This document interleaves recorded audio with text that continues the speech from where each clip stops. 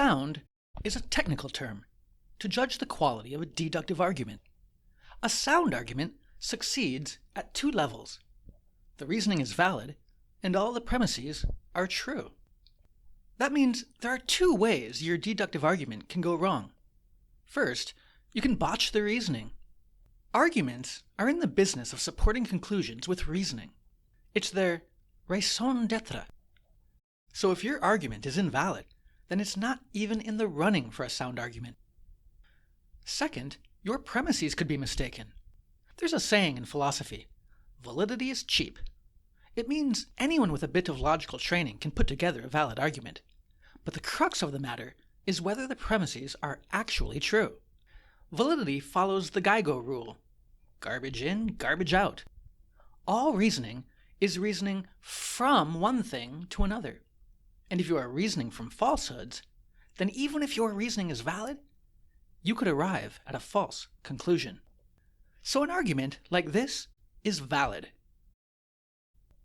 But is it a good argument? Well, yeah, in one sense. No mistaken reasoning here. But there's a sense in which this is a terrible argument.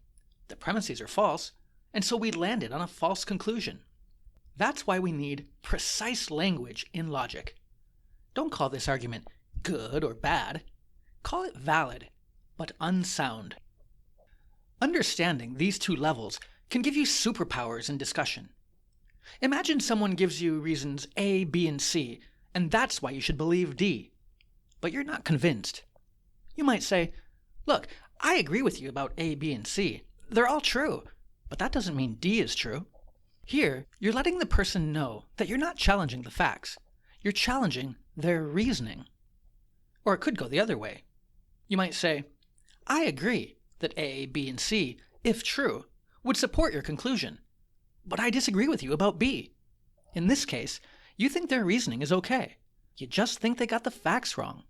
Disagreements like this can be messy in real life, and it's incredibly helpful to know where exactly the disagreement lies. So a sound argument is a double success.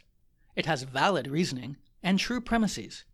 The next time you hear an unconvincing argument, ask yourself, is the problem with the reasoning or the premises? You might be surprised how much this one weird trick you learned on the internet brings clarity to your thinking.